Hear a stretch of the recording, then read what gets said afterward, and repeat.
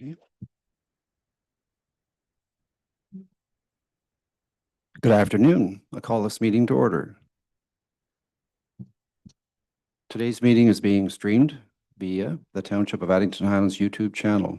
To those present in the gallery today, by attending a public meeting of council, you are consenting to your image, voice, and comments being recorded. Anyone invited to speak will be recorded, and their voice, image, and comments will form part of the live stream. The chair and/or clerk have the discretion and authority at any time to direct the termination or interruption of the live streaming. Such direction will only be given in exceptional circumstances where deemed relevant. Circumstances may include instances where the content of the debate is considered misleading, defamatory, or potentially inappropriate to be published. Notice is hereby provided that under the authority of the Municipal Act 2001 and in accordance with Ontario's Municipal Freedom of Information and Protection of Privacy Act, that all information provided for or at a public meeting / consultation or other public process are considered part of the public record. Members of council, staff, delegations, and attendees should be mindful of using names of individuals or entities when discussing matters in public. Attendees are advised that they may be subject to legal action if their actions result in inappropriate and/or unacceptable behavior and/or comments. As per the Township's procedure bylaw as amended, all votes during electronic meetings will be recorded votes.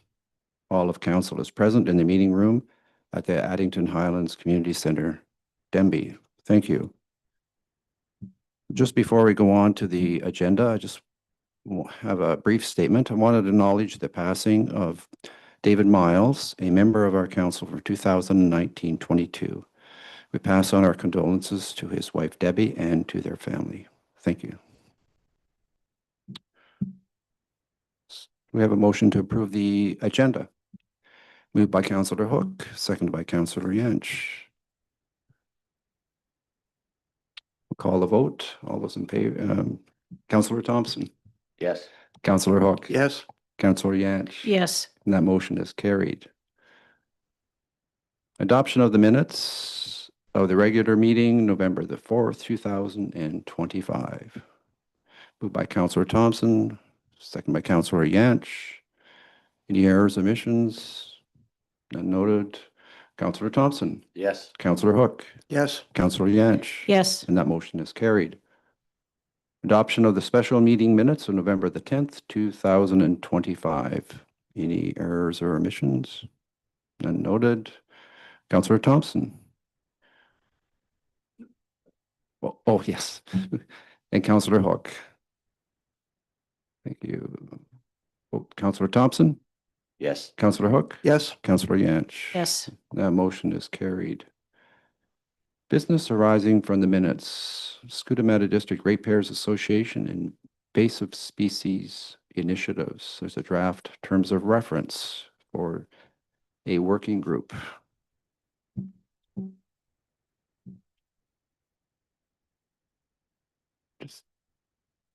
Are there comments on this? It's here for our discussion and approval.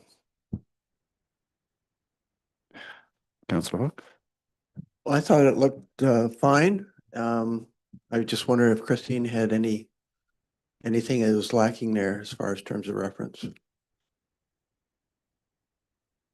No, I don't think there's anything. Patricia and I both talked it over and there doesn't seem to be anything lacking. I think it encompasses what the working group is hoping to achieve. Typically, one thing that I will note is typically it would be the group that determines who the chair is. And I would recommend that we have 2 members of council sitting on the working group. As far as I know, with the list that she submitted, that there is just 1. So I would suggest we have a second member of council and then it be determined between those 2 appointees to the working group, which one would be chair. But overall, very happy with it. There is staff noted and as well as administrative support coming from staff as well. So there'd be 2 staff members sitting on the working group as well. So any volunteers from other members of council to be on the working group? Ken is, and Helen, Councillor Yench.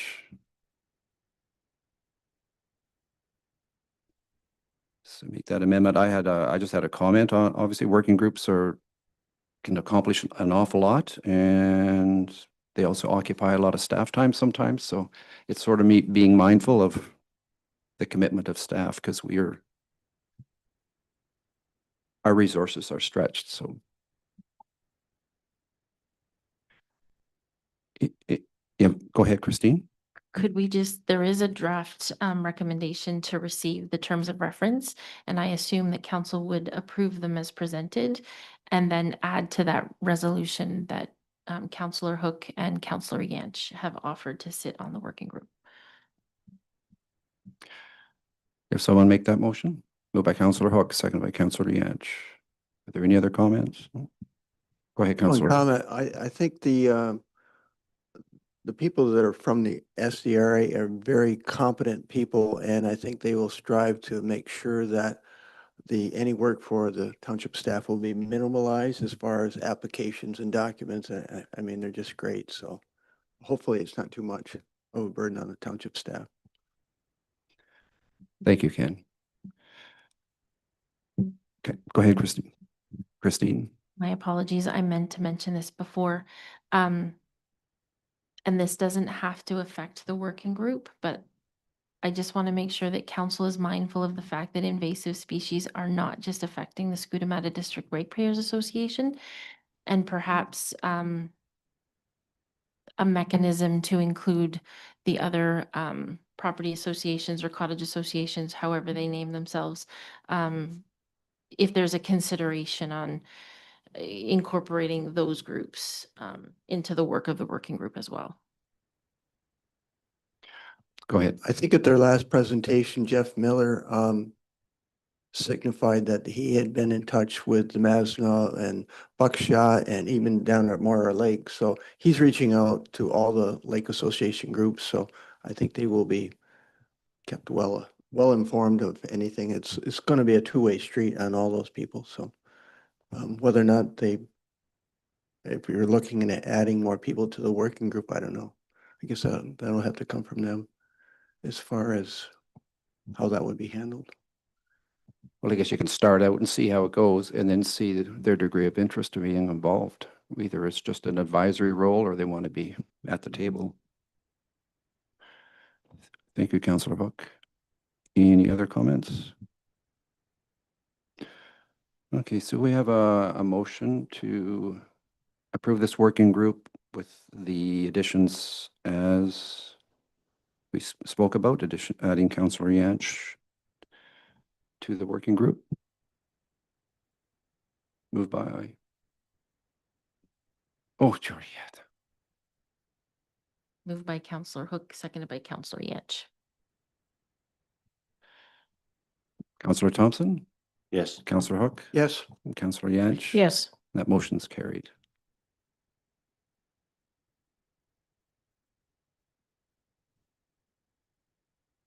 Disclosure of pecuniary interest and the general nature thereof.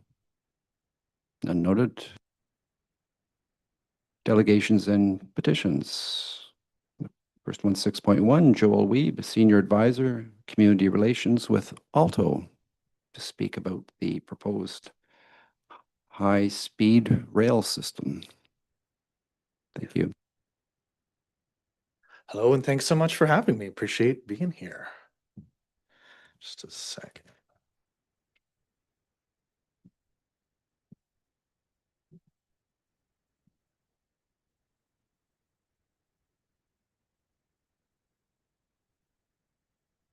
Right. So, yeah, thanks so much for having me to make this delegation. Appreciate the opportunity. So I'm Joel Weeb, and I'm the Senior Advisor of Community Relations with Alto, and I'm based out of Eastern Ontario. With the announcement in February by then Prime Minister Trudeau, Via HFR became Alto, a federal crown corporation that is now mandated to deliver a high-speed rail project that would bring 60% of Canada's population closer together. Next slide.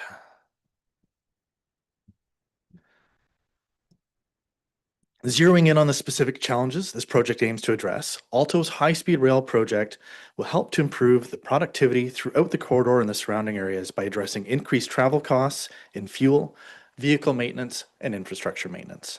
alleviating congestion on major highways and in airports, bringing disconnected communities closer together through a convenient mode of transportation that reduces greenhouse gas emissions and improves the quality of life for passengers throughout the corridor. Next slide. The project will run 1,000 kilometers of dedicated electrified track. Our service will be fast, reliable, and frequent. Reaching speeds of 300 kilometers an hour, we will reduce travel times throughout the Toronto to Quebec City corridor. Given the specific design requirements of this technology, we will need a new dedicated track for moving people only, which will benefit with increased reliability to ensure trains arrive on time and bring you where you need to go when you need to be there. We are targeting frequent departures with 20 to 30 trains daily that will enable convenient options and accommodate a flexible travel schedule. Next slide. So we have 7 station locations along the corridor. You can see them there. So Toronto, Peterborough, Ottawa, Laval, Montreal, Trois-Rivières, and Quebec City. We do not have an alignment yet, which is why you only see the station areas on this map. And we will share the corridor concepts in the coming months. With the alignment will be located within that corridor, refining down to a specific route using technical analysis that includes safety, design, the environment, and social considerations. Next slide. So here we have the travel times.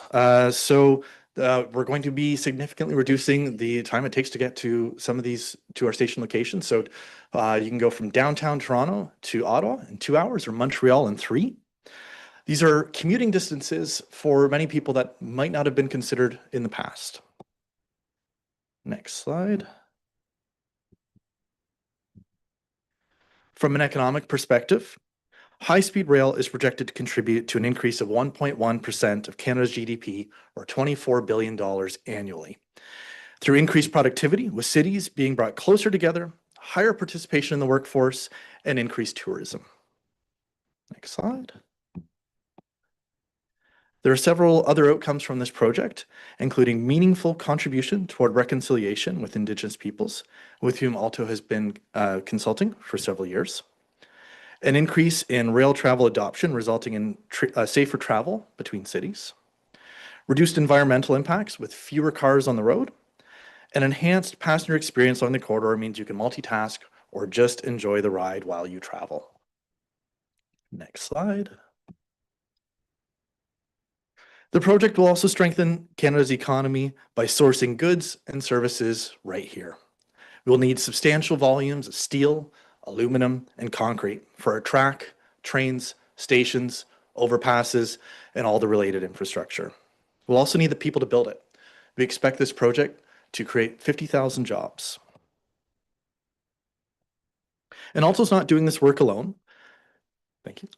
In 2023, Transport Canada launched a rigorous RFP process to identify a project partner. The process closed in February of this year, when then Prime Minister Trudeau announced that Alto would work with Cadence, which is a consortium of rail infrastructure companies based in Canada and France, with expertise in delivering transportation and high-speed rail projects on a global scale. Next slide.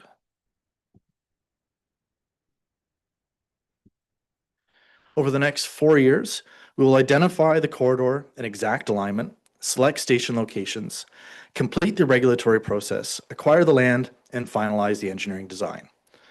At the end of the development phase in 4 years, Alto and Cadence will present the cost and timeline of a shovel-ready project for federal approval, after which we'll start construction. Next slide.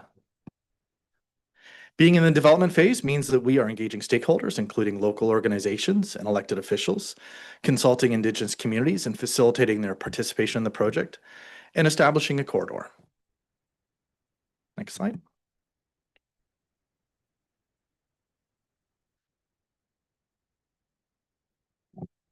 There we are. We are aware that not all communities see themselves in this project, especially those who are not supported with one of the 7 station locations. Recognizing this, Alto is in the initial stages of creating a community benefits plan that will create sustained, measurable benefits for impacted communities, along the project alignment.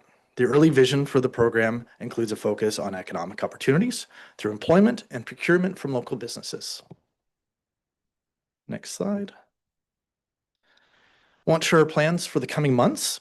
Alto will launch a comprehensive engagement strategy.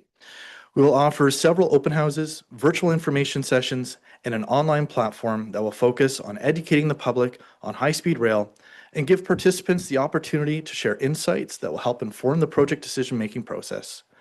As these dates are confirmed, we will be posting our open house schedule and communicate directly with municipalities to inform the public in your area.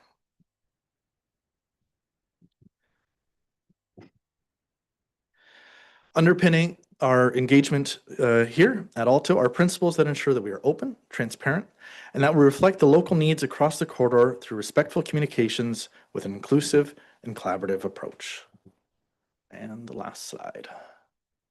So as I close, thank you so much for having me here. I appreciate this opportunity, and I want to emphasize that our priority continues to be on building awareness of the project and sharing information with communities throughout the corridor. Thanks so much for having me, and I'll entertain any questions. I have a question to start. So, first of all, thank you for the presentation. It's nice to have an update on the project. We're certainly been hearing about it. Obviously in Addington Highlands, the impact on us is going to be a corridor and occasionally catching a glimpse of a train zipping through. Benefits during construction would likely be very large contractors or consortiums put together, right, to actually build this. But when you look at the actual corridor impact in Addington Highlands, we are covered with bush roads, side roads, cottage roads, roads to hunting camps, township roads, that some are lightly traveled, some are heavily traveled. And this train obviously is not going to have any level crossings. Correct. There would be no way you would ever escape from a train coming at that speed. So that's a concern, certainly, that I have, of cutting off access for people, and how that, because obviously you're not going to build an overpass on every road. So the impact on our community in that regard could be negative. Yeah. So that'd be something I'm certainly quite interested in knowing how that evolves. And I know there'll be public consultations and probably public meetings, but that might be a concern, because it has the major impact will be on them will be a path slicing through our municipality. Absolutely. And you can look on the map and you can see what are technically your high volume roads, right? And those are easy enough to identify. But this is why we're going into the communities. This is my role in community engagement, is to come in and find out what's important beyond, those traffic numbers. I know things like making sure the snowmobiles can access trails on both sides to make sure we're not interrupting your hunting grounds, and access in and out of these places. And I know, some of those gravel roads may not show up on a map as high volume, but we want to know what your local priorities are. And so we want to make ourselves available, and my contact information is with your team here, and I'm happy to come back and chat through this process as well. And when we get more to an actual alignment of where we're going to be going through, because it's hard to get too far ahead of ourselves, and we're trying to come in before we have all those lines on the map, before we say, hey, this is exactly where we're going. We want to make sure that we're engaging early. And so as we get to that process, absolutely, and we'll talk with our technical staff to raise those concerns and make sure that this is part of that whole community benefits program, right? We will want to make sure that we're helping your community as much as we can with this project.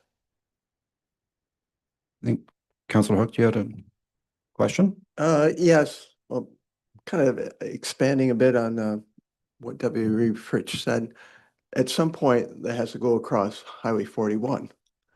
And I mean, the previous talk was going to use the previous rail line, which is not the straightest route between Peterborough and Ottawa. And if you draw a straight line between Peterborough and Ottawa, it's probably going to come somewhere north of the Masna, up in that area, which you guys have a lot of stuff to figure out. Yeah, so that's never going to work. And especially with the trains, could be every 20 minutes and then peak time, right? Every 20 minutes, there could be a train. 20 to 30 trains a day. Yeah. So Well, that's busy. It could be quite busy, yes. Yeah. So. And To that, I don't envy the job of our technical team that's got to figure out how we're going to do this. There has been a lot of questions about whether or not we can twin onto the old freight rail beds. And again, I don't know exactly where we're going to go, but I will say, as much as we don't look at freight trains as being particularly nimble, a high-speed train doing 300 kilometers an hour takes roughly 7 kilometers to make a turn. And so there will be places where that just wouldn't be feasible. So we need a very straight, we need a very level path, which coming through the Highlands is also going to be, extremely challenging. And so look forward to seeing what our team comes back with, because I'm curious on that as well. And also, if I may, it's the line where to create sustained and measurable benefits for impacted communities. I mean, there's not going to be something for everyone in this high-speed rail line.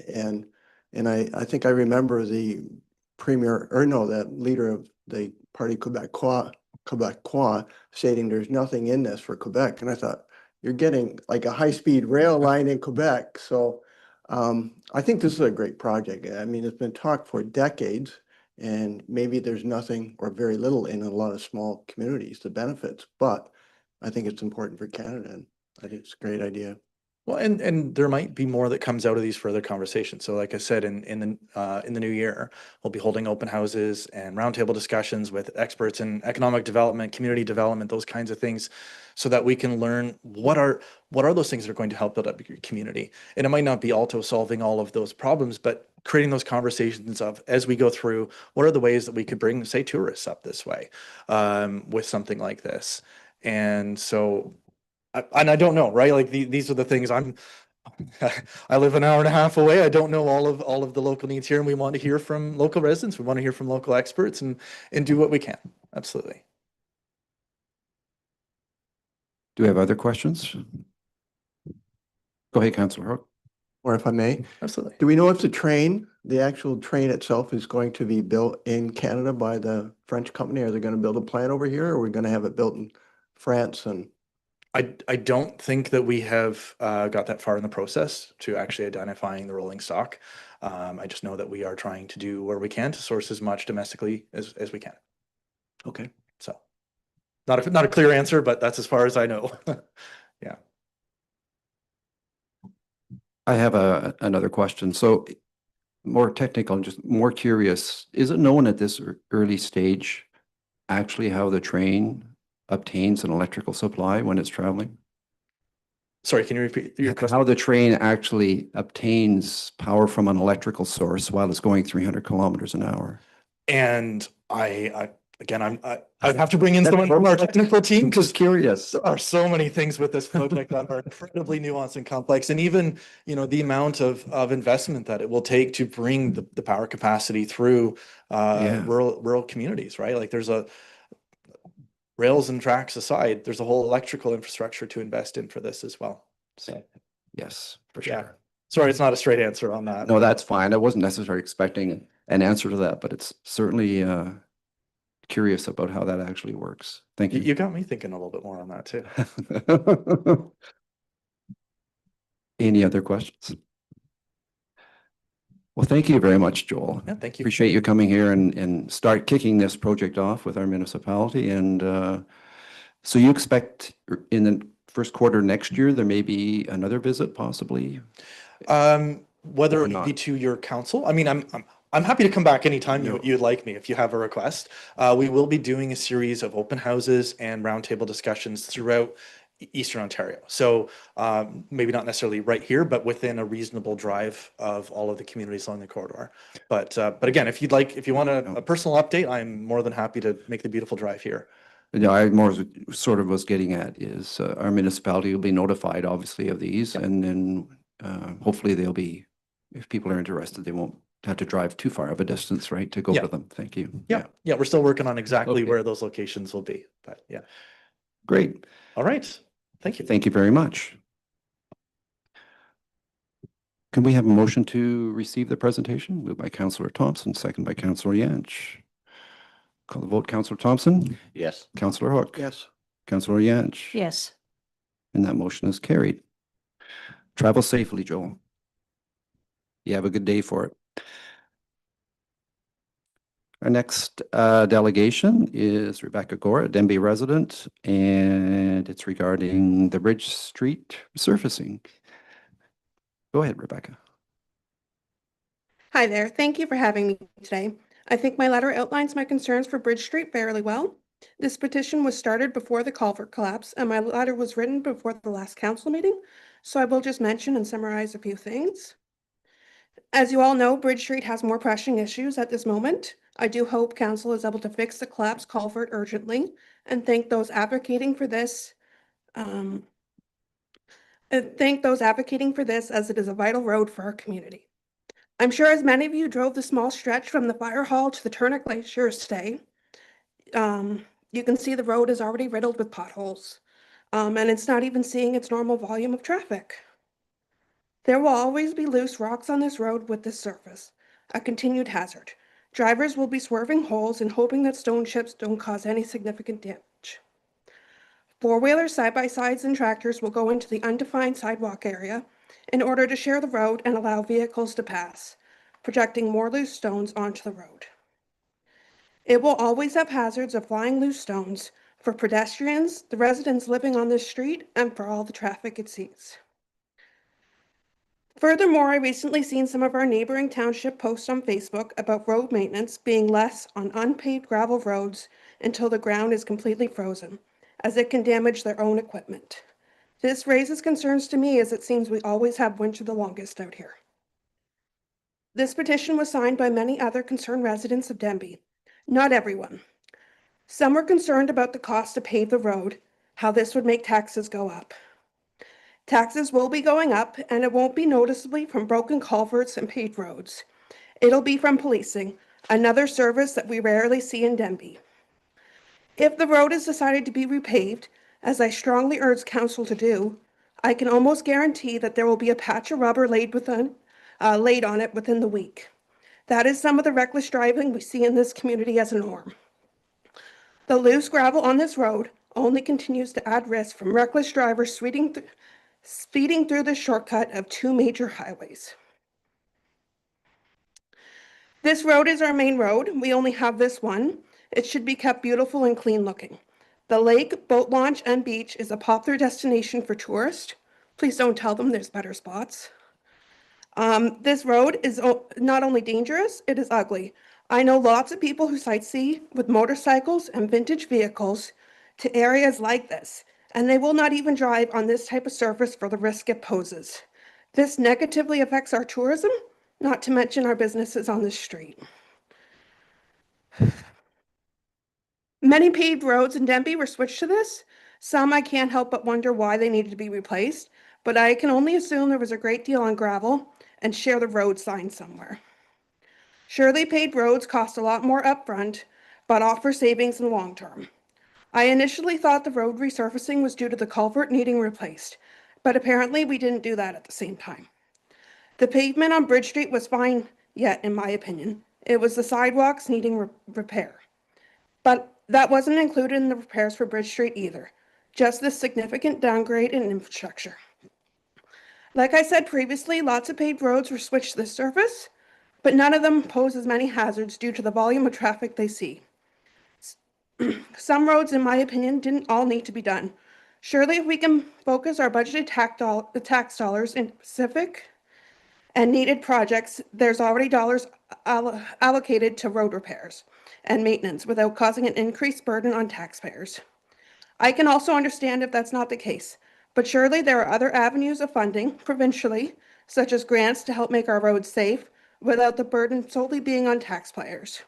I urge council to actively pursue a way of providing safe roads and sidewalks within the community of Denbigh. Thank you. Thank you, Rebecca. So, do members of council have any questions for Rebecca or comments?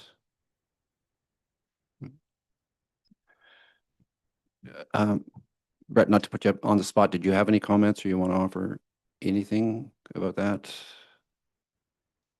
No, okay. Unless Okay. council has something that No. they want me to discuss or. Well, thanks, Brett. Yeah, no, I'll offer a couple comments. Certainly, Rebecca, it was, in terms of how the township determines what roads they work on, we do like, there is a roads need study, kind of prioritizes stuff, and there's information around that, and it's kind of a guiding document for staff, for council in sort of where they focus their the road work for each specific year. I don't disagree with you. I don't think anyone would disagree that that road wasn't dusty this year. We had an abnormally dry summer, and it was very dusty with the surface treatment, which did affect people along the road, obviously, like any gravel road or any surface treated road would during that time. That road will and has or will get, as the traffic works it, loose stones and all that stuff will subside. Typically, like, we're not sure now with Bridge Street. Obviously, we're working through the process and timelines of the culvert failure. And that project, whenever it is, but it's highly likely it's going to be in 2000 and next year. We'd all like it sooner, but we'll just see where that schedule, we don't know that schedule yet. So regarding, I just say one other comment regarding the traffic. I know it's been talked about previously at council about limiting trucks, like I'm going to call it heavy trucks, from going through the village. So that'll be something on the table again when we get to the culvert replacement, sort of post culvert replacement. And yes, people travel through that village at a speed far exceeding what they should be, no matter what they're on. So I'm not sure the solution to that. But it's maybe something we can get some advice from the OPP at times. They may have had a black cat camera there at one time, a couple of years ago. Possibly. I think they did, but it's something we could request from them again, post culvert, is where they actually put a hidden camera, monitor what goes on the street. Helps you provide some real data as to what people are doing on that street. Go ahead, Councillor Hook. Just speaking on the speed thing, that's certainly an issue with all the municipalities, but I think, wasn't Doug Ford going to put up some money for municipalities for things like speed bumps and stuff? Low-tech stuff, and maybe some speed bumps would help, strategically placed in municipalities. What do you think about that, Brett? You don't like them? I hate speed bumps, Do you? honestly. There are other means of reducing traffic speed. So if council wanted to consider it sometime, there are, I think if any of you have been down around Tweed, they've put up some, they're like a flexible marker that goes in the center of the road and at the edges to narrow the traffic in so that it makes you feel like you want to go slower, I guess. There's other options, yeah. Speed bumps, we have one set in over West Maccoon Lake, I think, that we put in and out every summer and winter. And it does slow the traffic down there, but yeah, I have some, like, you're pounding over that with your car going through too, right? So I guess there's a benefit to slowing down traffic, but there's some detriments to it as well. So yeah.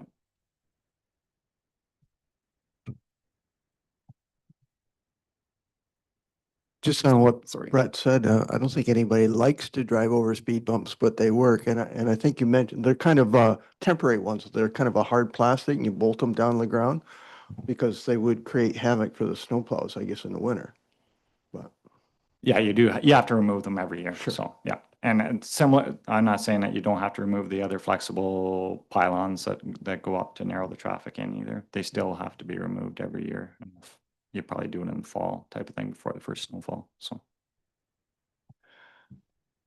maybe there's some things for council to consider, as we get through the culvert replacement program, post culvert. And do you have suggestions for slowing down traffic?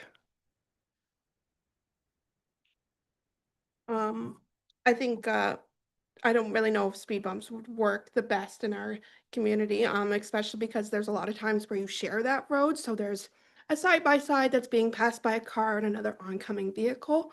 And I'm just not sure how that would work, but you guys are the experts, and I'm sure you would come up with something that is safe. But we don't see the same amount of police officers that Clinton sees, so there is that extra risk for sure. And we don't want to see the police officers either because we know what the budget is costing us to pay for those. So surely there's something that we can do on our end to make our roads safe, because the sidewalks are a mess and the roads are a mess and people aren't able to walk safely. So I did see that there was that pothole prevention program. So maybe there's even grants available to help pave it, help fix the sidewalk. But I think the sidewalks have been on the agenda for a long time and something just gets pushed off because more important things are needed. But as we look to make Bridge Street functional again, I think it should be on the radar. Thank you. Go ahead, Councillor Thompson. I do think, in the springtime, when we can get some of the stones cleaned up, the loose ones have gone to the side, where you're talking when people walk, we have a sweeper and hopefully we can minimize that a little bit. So it's a little bit nicer for walking at least, that much. Just dress it up. Like there's a lot of loose gravels going off to the side. I see it myself. So, it's quite deep. So if it's cleaned up, it would help. So.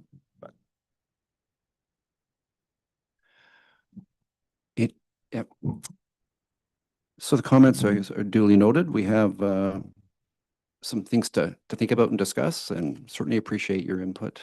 And obviously behind you, all the community's input and their concerns as well. So thank you.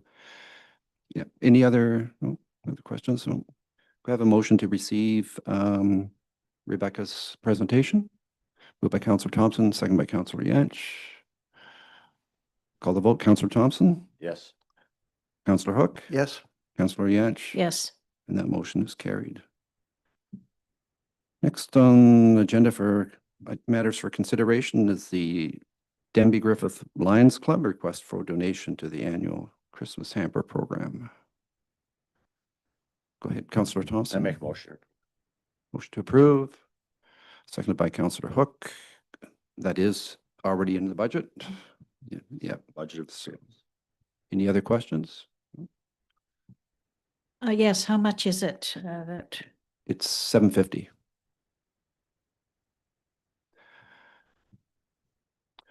Okay, call the vote. Councillor Thompson? Yeah. Yes. Councillor Hook? Yes. Councillor Yantch? Yes. That motion's carried. 7-2, Land O'Lakes Community Services, request for donation to their Christmas hamper program. It is $750, their request, and there is $750 in the budget. Councillor Hook? Motion to receive and approve. Second by Councillor Yantch. Any questions? No. Councillor Thompson? Yes. Councillor Hook? Yes. Councillor Yantch? yes. That motion is carried. Item 7.3, Cloyne District Historical Society requests further annual donation of $500, which is included in the budget. Councillor Hook, Thompson? Motion to approve. Councillor Yantch, seconded. Any other questions? Call the vote. Councillor Thompson? Yes. Councillor Hook? Yes. Councillor Yantch? Yes. That motion is carried. Item 7.4 is a resolution from the City of Brantford regarding implementing an Ontario Airport Capital Assistance Program. Councillor Yantch, Motion to receive and support. seconder. Councillor Thompson. Any questions, comments? No. Councillor Thompson? Yes. Councillor Hook? Yes. Councillor Yantch? Yes. That motion is carried. Item 7.5, City of Cambridge Council is seeking endorsement, requesting that the province of Ontario provide added protection against excessive and malicious rent increases and ensuring that the landlord still has a viable rental business. So, I make a motion to receive and support. seconder, Councillor Hook. Comments, questions? Councillor Thompson, Yes. Councillor Hook, Yes.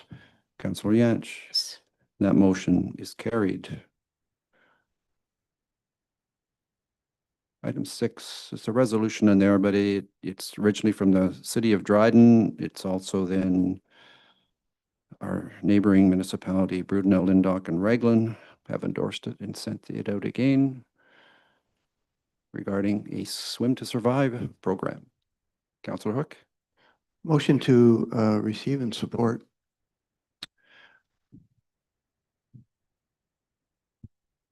Go ahead, Councillor I Hook. do have, I like the idea of it. I don't know how you would implement it. And I think maybe in Toronto, they think that every school has a pool, but that's not the case. We do have lots of lakes, and I don't know how you would arrange and the insurance part of all that. But it's a good concept, I think, to teach kids how to swim. So I don't know. I don't think it's possible that they would ever implement it in a rural setting, but anyways, I would support the Yeah, idea. we have a mover. A seconder? Second by Councillor Thompson. You have a comment, Councillor Yance? Yeah, just a comment. They're always expecting the education system to come through and teach and do all this stuff. And I think this is an excellent idea, but it's an idea. And we do have in our community, we do have a great swim program committee, a program that's been going on for years. And I think our area is probably covered pretty much and could be. But this is more of a urban so the way it could be, there's no way, like, where are we gonna take our kids in the middle of winter to go swimming? Kingston or Belleville, maybe? Yeah, so anyway, I think that I will support it just because I think it's a necessary thing, but I feel sorry for the education system trying to work through all this stuff that people want to put on them. Thank you. Do you have another comment, Councillor Hook? No. At this time. Okay. Okay, we have a motion on the floor. Councillor Thompson? Yes. Councillor Hook? Yes. Councillor Yance? Yes. And that motion is carried. Matters for information. We have a motion to receive all matters. Councillor Yance, seconded by Councillor Thompson. Does anyone want to bring out any items? Go ahead, Councillor Hook. On 8.8, the Rogers Communication, that's the cell phone tower that is slated for 2026 that we were waiting on. I looked at the GPS coordinates of that on a map, on Google Maps, and it looks like it's on private land. Because I was wondering, is it on Crown or private? I guess you probably knew this, Christine. Patricia? So it looks like they've got a deal because I know they were contacting many cottagers or seasonal residents about their properties and somebody must have struck a deal because it looks to me like it's on private property. Yeah, so this is the first we've heard anything about it in quite a long time. So we hadn't received any information. And this was the first package we've received. So I assume, yes, they've just contacted a new landowner and are working through a lease agreement with them. And this is the first we've heard anything. So it was just the information package. There will be more information coming to council when they request concurrence, but yeah, that's my assumption as well. Yeah.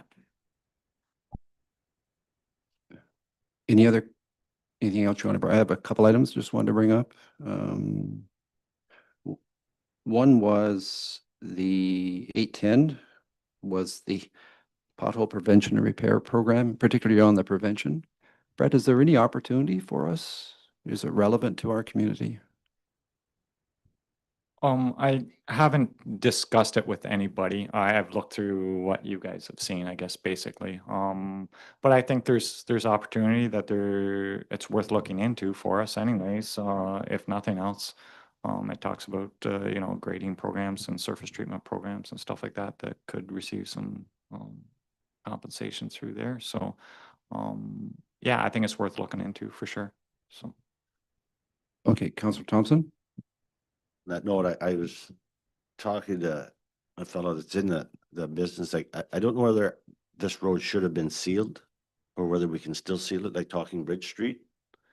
I'm not sure if we can, talking to fellow from Miller Paving, but he was saying that there's such a thing as sealing it with a top coat, which he said that probably maybe should have, I don't know whether it should be done, can be done later or should have been done when we did it, but I'll look into it and see what.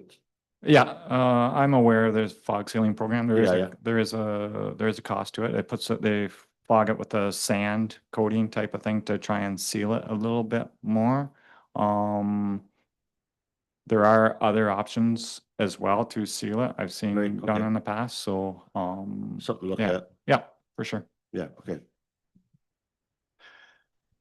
Thank you. Just a comment on 8.5, more for the public. Is there OMPF funding for next year is up about whatever, almost $240,000, which is better than it going down or staying where it was. And I do have one item to bring up on 8.3, Prince Edward Linux and Addington Social Services. Appellus meeting, it was at a Appellus meeting last week. And there's a number of items on being discussed right now. One's a housing and homelessness plan update. The other one is a housing needs study or housing needs assessment update. Both of these are to be completed in 2026. And there's a homeless enumeration that's scheduled for January 2026. And there will be some consultation for these studies with our municipality, which would involve a consultant and staff members coming here.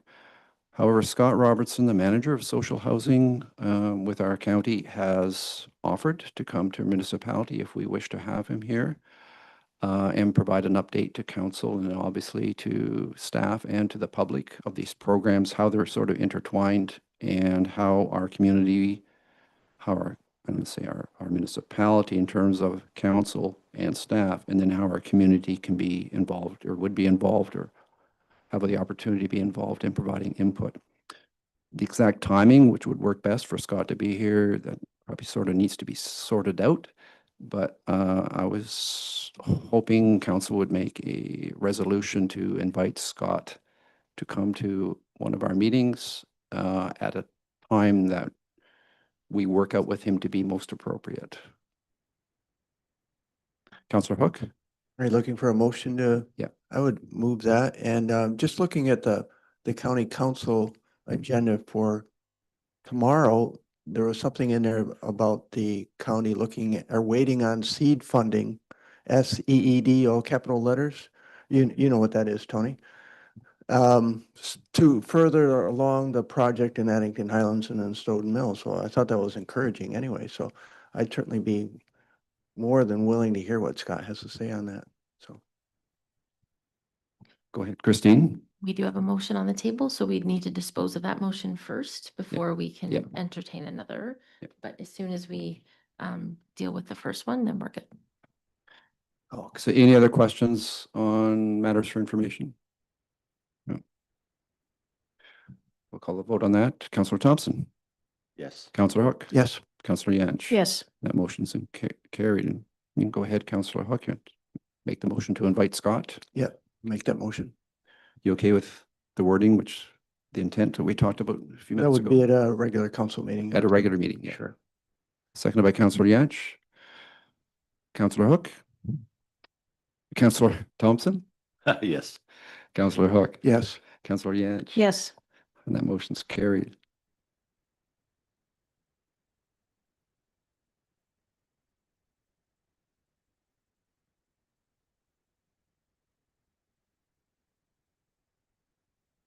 Reports of committees and boards. Nothing with the Community Control Group, the Head Committee. The 2025 Community Builder Awards update. Did you want to speak to that, Patricia? I have nothing further to add to the report, so unless anyone had any questions. Councillor Hook? I'd just like to make a comment. It was phenomenal how many nominations we got this year. There's 34 nominations, which I think that's probably equivalent to several years of past years' nominations. And the business leader and the citizen of the year each had 12 nominations. So that was great. There's a lot of community Mhm. involvement in that. So Yeah. made the decision much tougher, but it was good. Thank you, Councillor Hook. Yes, very, really encouraging to see the community interest in it. And obviously to have some many worthy candidates for it.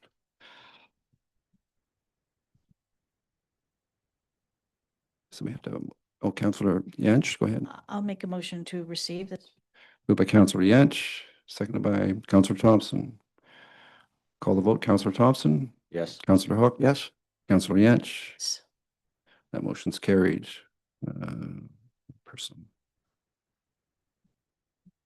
Was there a plan to have a Properties and Rec Committee sometime this fall? Okay, that'll be discussed at a future meeting. In 9.5 Working Group Waste Diversion, you'd mentioned in your report, or your later report, did you want to talk about that during your report or now? It doesn't matter. I can do it at either time, so Yep. whichever works. Go ahead if you wish. We're getting to the point, we're gonna have to make a decision on how we wanna approach the non-eligible sources in the township. There's a couple of options there, so I'm hoping to get some data here for the cost of renting bins for non-eligible sources, just in case we decide we don't want to commingle. So I just would like to get together with the working group to discuss that sooner than later, I guess, within the next, next couple of weeks type of thing, before next council meeting possibly, so. Okay, we might as well pick a date now. Tuesdays usually work Yeah. better for the waste site custodians because all our waste sites are closed at that time, so I don't know. So the next Tuesday is the 25th, and then the Tuesday after is a council meeting in Flinton. In the afternoon. With possibly, well, no, it'll start at 1, so What's the matter, Christine? Yeah. Yeah, I guess that's probably the best to get it over and done with, I think. So if we can schedule it for the 25th, then we'll make it work for the rest of us, so. do we need a motion for that? Okay, someone want to move by Councillor Hook, second by Councillor Thompson, that we have it's a waste management, waste diversion working group meeting on the 25th. It would likely be in the morning at 9, I believe. Yes, is when we have that's them. typically when we have them, is at 9 o'clock in the morning, so. If that's acceptable. Okay, I'll call the vote. Councillor Thompson, Yes. Councillor Hook, yes, Councillor Yantz. Yes. That motion's carried. Thank you, Brett. No, so. East Lennox and Addington OPP Detachment Board, 961 is the Detachment Board meeting minutes. There's a draft resolution there that these minutes be received. Moved by Councillor Yantz, second by Councillor Hook. Any comments?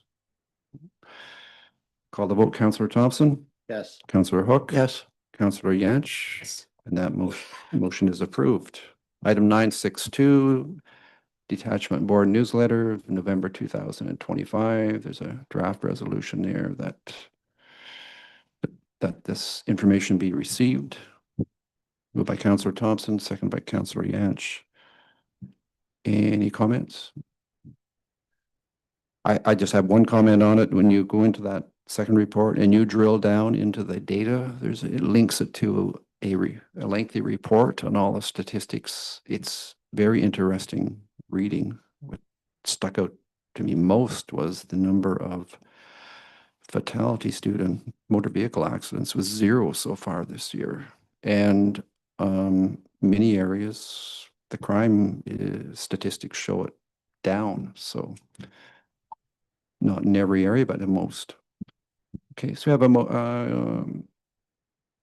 we had a motion already. Call the vote. Councillor Thompson, Yes. Councillor Hook, yes, Councillor Yantz. Yes. That motion's carried. Anything from the library board? No. Joint Fire Committee, reports of officers, Manager of Roads and Waste. Brett. Well, I guess as you can see outside there, winter's upon us. We had a busy week last week with the snow and freezing rain. With the initial snow, the roads were pretty soft, so we had to be careful when we were addressing them. The gravel roads, when they're soft like that, if you try and plow it, yeah, as anybody knows, plowing their own driveway at home or shoveling, you get into the dirt and then you make more of a problem than what you can deal with. So in that case, we always try and track in and sand, pack down the snow a little bit and sand back out type of thing if we have that problem. Once you get the initial frost into the road and things get packed down pretty good, then you can start to plow a little more easy. So we're continuing with brushing operations and ditching as weather allows, but we didn't get much of that done this past couple of weeks with operations and deer season. So this I guess a update on our new plow truck. They're still telling me the new year for delivery. So we'll see what happens. We can cover our roads with the trucks that we do have, so that's not an issue. And we just don't have a spare, a backup to fill in if required. Bridge Street culvert. I had hoped to have some more details for you on it at this time, but it was a busy couple of weeks, I guess. So I didn't get much done. I did get some information from our engineer about opening the one lane on Bridge Street, and he suggested that wasn't a good idea. So I think I passed on that information to all the council at the time when I received it. The other thing, I met with Hydro One today out on Bridge Street to suggest we get that pole relocated. That's right over top of the culvert. So we agreed upon a location, and they're going to do some technical diagrams and that up, and we'll get that done as soon as possible so that we can proceed with the work as soon as we can go. So as far as waste sites go, our roll-off truck was down, but it's now fixed and back in our possession. We had subcontractors come in and do some hauling for us, which worked out well. Our temporary waste site custodian, their last day was on Sunday, and he was great help this summer, and hopefully we can get him back again. So we're continuing to communicate with CMO and Mterra about our agreements for the recycling. And I did mention, so we have our scheduled meeting to discuss our options, I guess, again on the 25th. And we'll bring something back to council at the council meeting right after that. So with some suggestions. So I think that's the end of my report. So. Thank you, Brett. So, questions for Brett? Go ahead, Councillor Thompson. I just wanted to say, the young employee that we had at the waste site here was a very personable young man, and I thought he did a good job. He was very helpful, and he helped everybody. So Yeah, both the student and the temporary employee were both excellent this year. Up here in Denbigh and in down south too. So happy with all kids or all the young people that helped us. So. Any other questions? Councillor Hook? Just a question I'm not aware of. Are we able to get in student programs for help to pay for these? Do we apply for those? Actually, yeah, we applied for 3 last year, and I believe we got compensation for 1, and it's a limited amount of hours, so you get paid, and it's at a set rate that you get compensated for. So we're actually in the process of applying for them now, because I think they're due here shortly. That you have to have your applications in for the grant. Is that Canada Summer Jobs? Okay.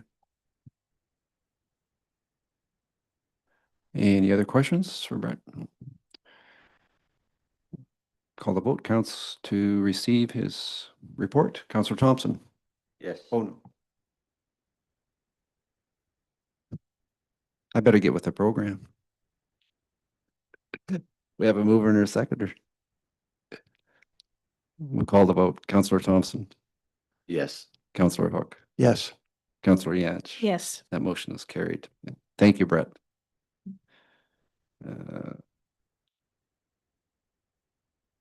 So we don't have any report from the CBO. CO Clerk Treasurer, options for filling head of council vacancy. Turn that over to you. Christine? Thank you. So just to reiterate what I've contained in my report, council declared the office of the head of council vacant at the November 10th special council meeting. The declaration followed the death of Reeve Henry Hogg on October the 15th.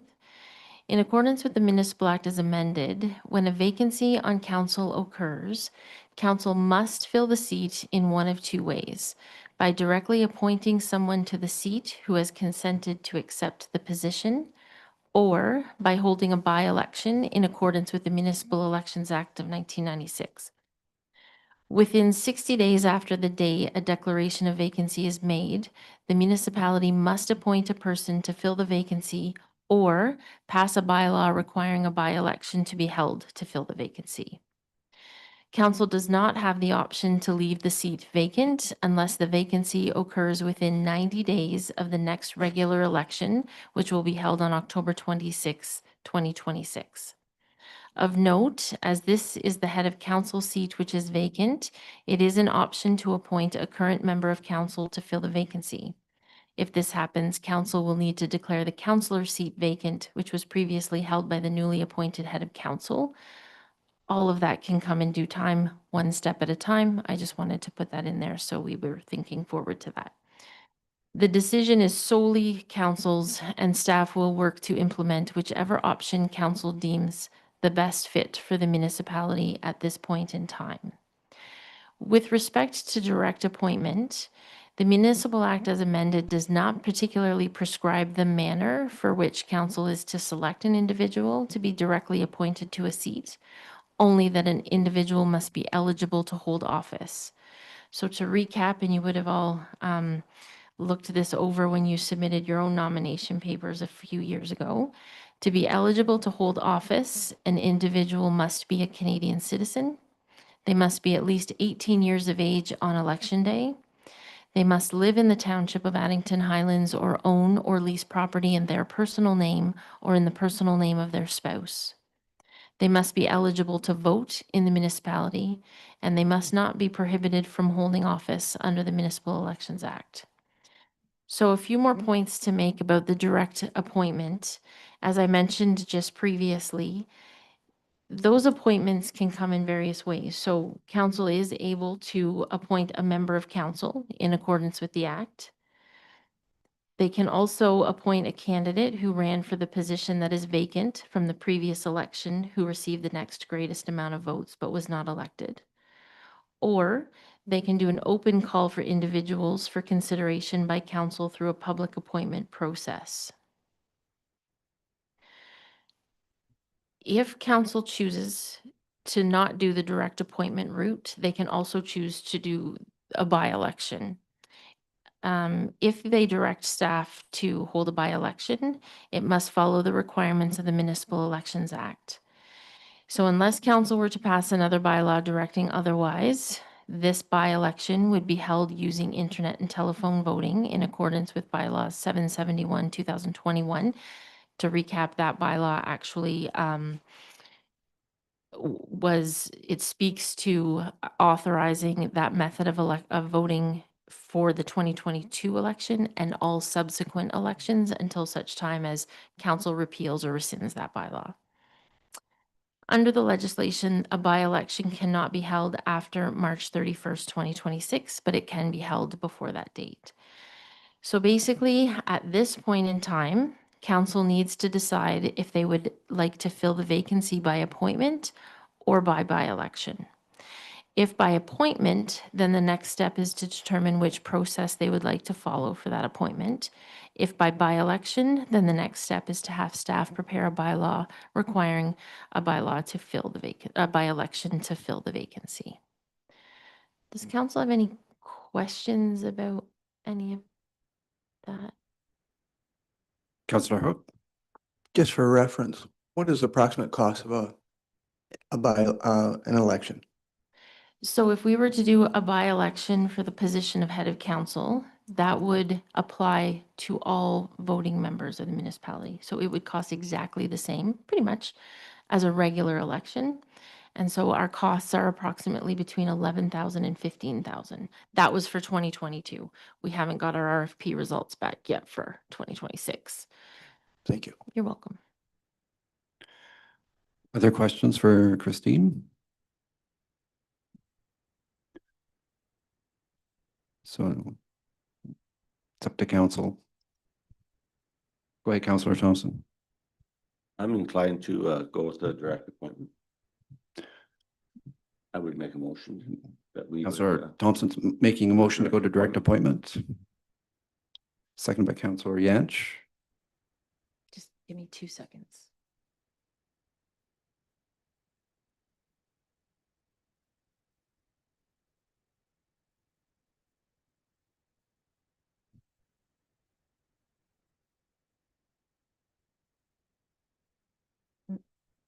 I have it now. May I add something? Go ahead, Christine. So before we call the vote or add to the resolution, I just want to reiterate a couple of things. One, once council has decided which method they're going to do, if they vote on this resolution and it passes, then it would be by direct appointment. That direct appointment would need to be made within 60 days of November 10th, which was the day that we declared the seat to be vacant. One other thing to keep in mind is that appointment needs to be done prior, I'm suggesting and recommending prior to or at the November 2nd, December 2nd meeting, because County Council's inaugural meeting is December 10th. So we need to, in order to have proper full representation on all county committees, we need to ensure that we put forward our 2 representatives on county council. So we need to make that decision, although we have 60 days to make that appointment. I am recommending we do it at the next regular council meeting in order to be able to fully participate at the county council level.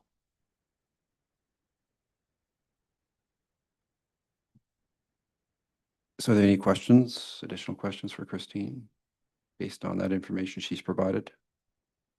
Go ahead, Councillor Hook. Not a question, but a comment based on the cost of an election, and like we're only 10, 11 months away from the next election.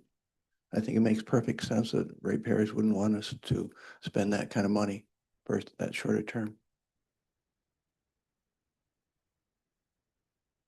Councillor Yantch.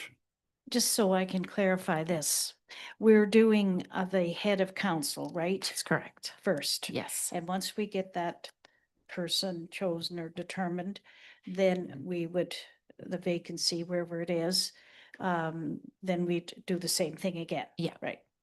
I Making should- sure.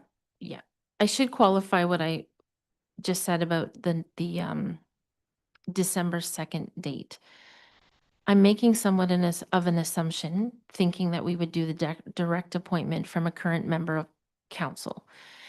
If that is not the case, and if we want to look to the community at large for that appointment, then I think that timeline is a little bit unrealistic, because we want to ensure that when we are appointing this member, that we are doing it with the utmost transparency.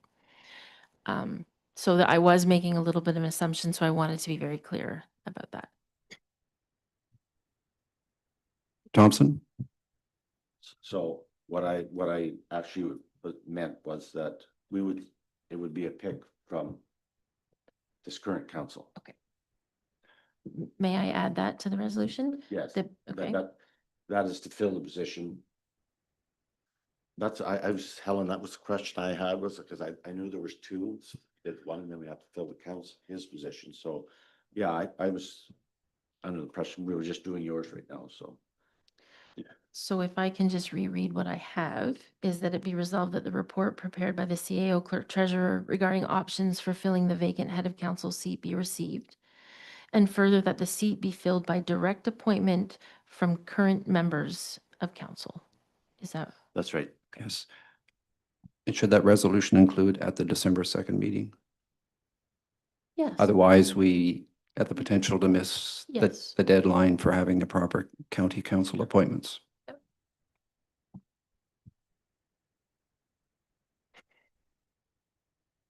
I've added the meeting date.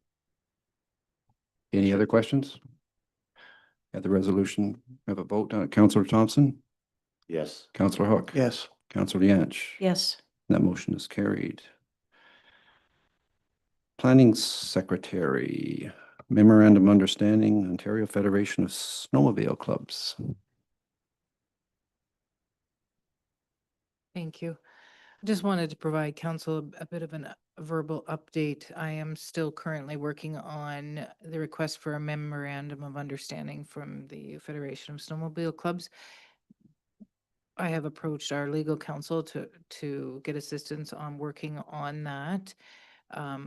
Still working through even the list of properties or the list of road allowances and crossings that were provided. I've actually found a few that are not owned by the municipality. So working in greater detail on that right now, and we'll get back to the Federation on with some